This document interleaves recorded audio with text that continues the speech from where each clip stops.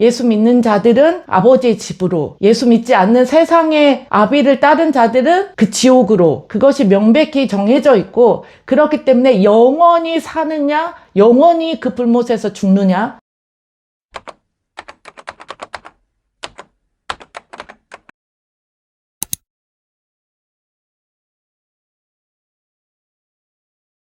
샤ባት 샬롬. 2004년 하나님을 만나면서부터 순서대로 하나님이 인도하신 그 놀라운 여정을 지금 함께 나누고 있습니다. 한 영역이 아니라 재정과 선교와 전도와 또 양육과 말씀, 그 모든 영역에서 이끄시고 또 하나님이 말씀하신 언약을 이루시는 간증을 통하여서 이 영상을 보시는 모든 분들 가운데, 그 처해 있는 상황 가운데 동일하게 하나님께서 돌파를 주시고 감사하는 저와 여러분 되시기를 축복합니다. 그래서 2008년에 하나님께서 1월 달에 우즈베키스탄 영적도회를 갔다 오게 하시고, 북한 금강산 땅밟기를 두 번째로 갔다 오게 하시고, 친정아빠가 돌아가시는 가정 가운데도 하나님께서 놀랍게 구원해 주시고, 그리고 나서 티벳으로, 네팔로, 북인도 땅을 두 번째로 들어갈 수 있는 그 은혜를 주신 것들을 나누었습니다. 그리고 또 하나님께서 그 과정에 사업장을 확장해 주신 모든 가정 가운데 이 영상을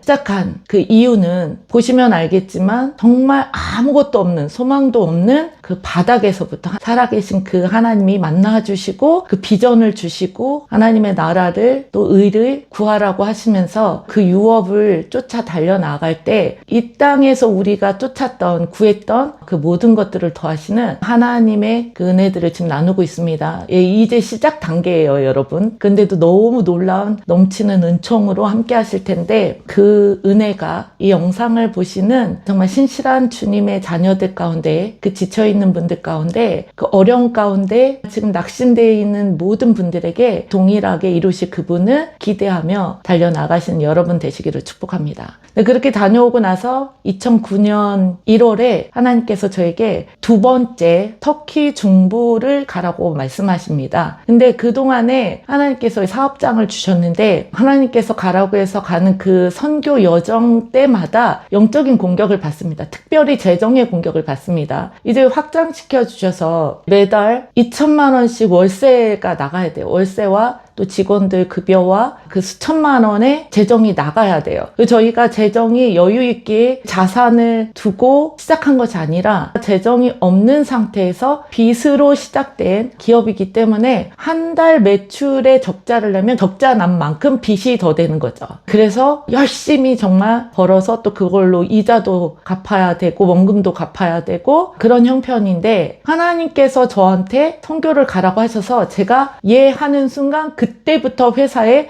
일거리가 끊깁니다. 제가 선교만 간다고 하면 일이 전혀 들어오지 않는 거예요. 자동차 사고가 나면 차를 가져다가 고치는 그러한 비즈니스인데, 그렇다고 해서 사고가 안 나는 게 아니잖아요. 일거리가 있다가도 아이들하고 또 선교 간다고 하면 그때부터 일이 딱 끊기는데, 하루도 아니고 막 일주일씩, 2주씩 일이 진짜 거의 없다시피 하면, 그걸 통해서 저희 남편은 제가 어디 간다고 할까봐 무서운 거예요. 이게 그냥 어쩌다 한번 선교 갈 때 일이 없으면 뭐 그때 일이 없나 보다 이렇게 하겠지만, 지금 계속해서 하나님께서 저를 열방으로 내보내시는데 그때마다 일이 딱 끊기니까 이거는 누가 봐도 민감하지 않더라도 느낄 수 있는 거죠. 이게 선교를 간다고 하니까 이게 공격이구나. 이거를 반복해서 하나님께서 계속 허락하십니다. 하나님께서 허락하시지 않으면 참새 2마리가 하나스레온에 팔리는 것도 팔릴 수 없다고 돼 있어요. 그러니까 하나님께서 허락을 하시는 거예요. 그냥 교회에서 예배만 열심히 드리고 봉사하면 복 받는다, 그렇지 않습니다. 여러분, 저는 수없이 22년 동안 정말 그 치열한 전쟁을 치렀기 때문에 하나님께서 그 영적인 세계들을 정말 많이 경험하게 하셨기 때문에 자신 있게 말하는 건, 보이는 전쟁보다 보이지 않는 전쟁이 더 치열합니다. 이게 살고 죽고 하는 문제예요. 그 영혼들,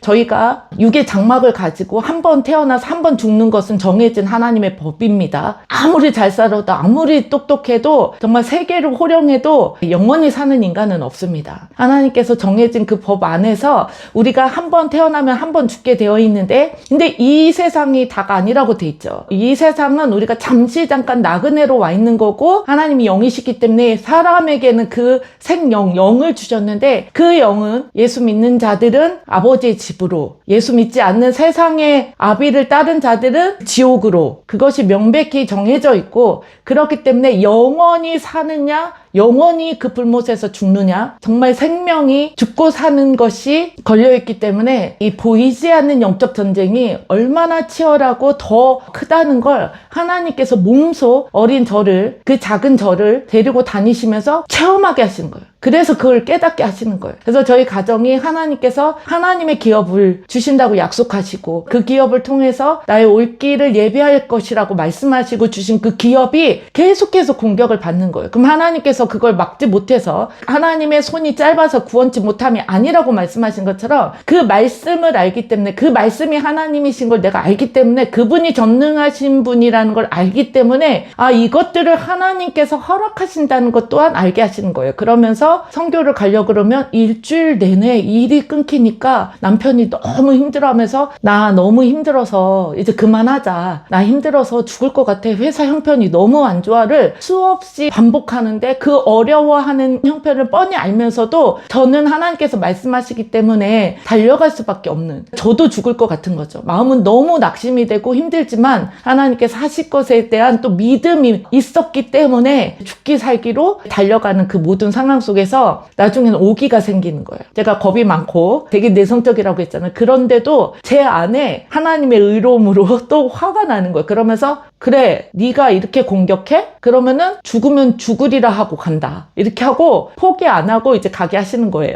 이 기업을 주실 때 저희 남편하고 저는 여전히 신용불량자이기 때문에 저희 명의로 못하고 친척 아저씨 이름으로 사업장을 시작했다고 그랬잖아요. 친척 아저씨도 믿지 않는 분이라 원수가 이 믿지 않는 사람들을 통해서 저희들을 공격하고 어려움을 줍니다. 저희가 이제 아저씨 명의로 회사가 됐기 때문에 아저씨 통장으로 된 그 통장으로 저희가 일을 하면 일한 대가 재정이 들어오잖아요. 그럼 한 번씩 이 아저씨가 그 재정을 가져가십니다. 말도 안 하고. 그럼 저희는 그걸로 직원들 급여 주고 월세 내고 또 필요한 공구들 사고, 그래야 회사를 운영하는데 그 재정밖에는 저희에게 없는데 한 번씩 목돈을 가져가시는 거예요. 사업하시는 분들은 알겠지만 저희 남편이 그래서 매일 낙심이 되는 거예요. 그런 상황에서 한 달 경영해서 회사가 운영되는 게 은혜였던 거죠, 저에게는. 하나님께서 저에게 또 터키 현장 정보를 또 가라고 하신 거죠. 그때는 저희 남편도 저한테, 다른 사람들은 평생에 한번 선교 갈까 말까 한데 이제 할 만큼 했다, 그리고 나도 하나님 나라 위해서 하는 게 좋은데 재정이 없으니까, 회사가 지금 어려운 가운데 있으니까 어느 정도 회복되고 재정이 되면 그때 다시 하자라고 부탁하고, 시어머님도 정말 기도 많이 하시는, 전도 많이 하시는 권사님이시잖아요. 근데 저에게 전화하셔서, 미쳤니 애야, 그 위험한 애들을 왜 끌고 다니니, 교회 열심히 섬기면 하나님께서 축복하시는데 교회 열심히 섬기면 되지, 전도하면 되지, 여기서 왜 그 위험한 데를 가니라고 말리시고, 목사님들도 하나님께서 말씀하셨어도 권위에 순종하라고, 남편이 가정의 머리고 또 시어머니나 교회 목사님이나 그러한 리더들에게 순종해야 된다, 질서를 지켜야 된다라고 모두 말씀하시는 거예요.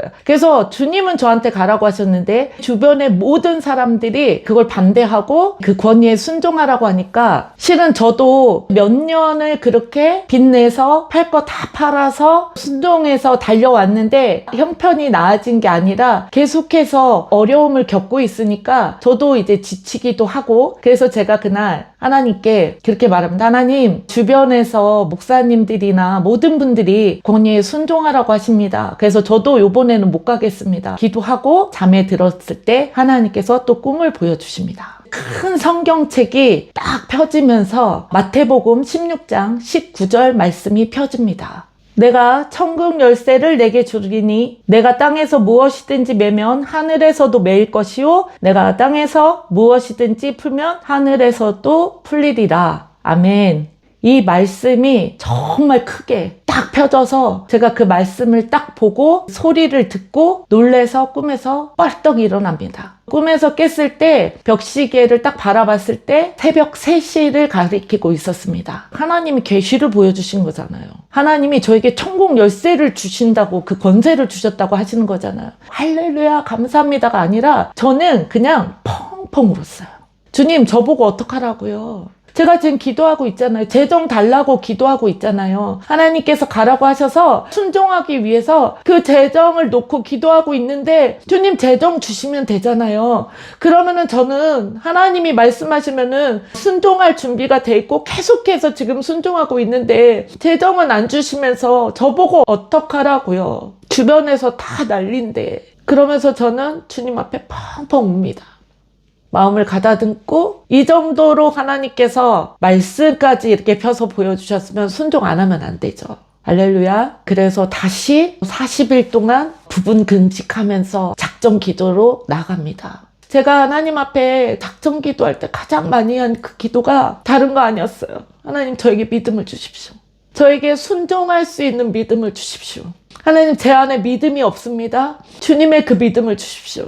제가 주님 만나고 나서 저를 살려주신 하나님의 그 은혜가 너무 커서 하나님께서 말씀하시면 제가 못 알아들어서 순종 못할 수 있으니까 제가 알아들을 때까지 알아들을 수 있도록 하나님께서 여러 번 반복해서 말씀하시면 아 이게 하나님의 뜻이구나 깨달으며 무조건 순종하겠습니다 라고 주님 앞에 서원했고 꿈을 꾸고 나서 일어났을 때 주님께서 하신 말씀이 나보다 더 큰 권위는 없다였습니다. 그래서 제가 펑펑 웁니다. 그리고 나서 저희 남편에게 성교 가야겠다. 하나님께서 가라고 하신다라고 얘기했을 때 남편이 아무 소리도 안 합니다. 그 힘듦이 저도 알기 때문에 하나님이 하라고 하셔서 하는 건데도 불구하고 남편한테는 또 인간적으로 너무 힘든 그 짐을 또 너무 힘든데 힘들어 하는데 제가 그냥 막무가내로 우겨서 가야 되는 그 상황이 너무 미안해서 제가 저희 남편에게 나는 내가 그동안에 하나님 모르고 살았다가 정말 그 살아계신 하나님을 만났어.